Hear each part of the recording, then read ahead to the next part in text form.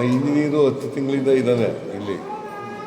ಅವನು immediate suspend ಮಾಡ್ರಿ. After witnessing the dismal state of the Haveri district hospital, Karnataka Chief Minister Siddaramaiah expressed his disappointment and immediately took action.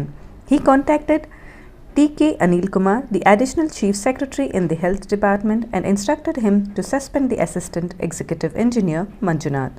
Chief Minister Siddaramaiah questioned Dr. P.R. Havanur, the Superintendent of Haveri Institute of Medical Sciences, about the leaking ceilings and walls in the children's ward, maternity wards, and emergency care ward. The CM also questioned the superintendent and engineer about the work being taken up without making alternative arrangements for patients.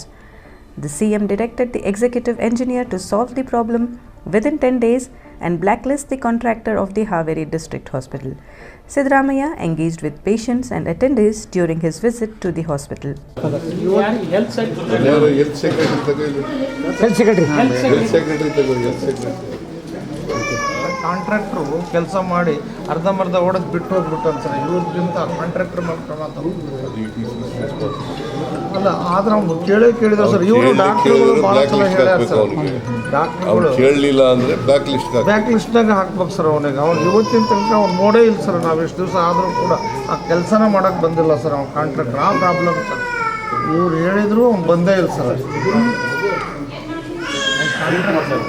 Anil Kumar, ನಾನು ಇಲ್ಲಿ ಹಾವೇರಿ ಬಂದಿದ್ದೀನಿ.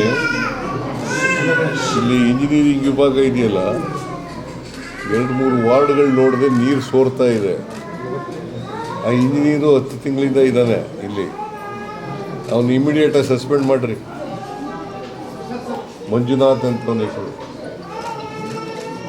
ಇಮಿಡಿಯೇಟಾಗಿ must be kept under suspension today only.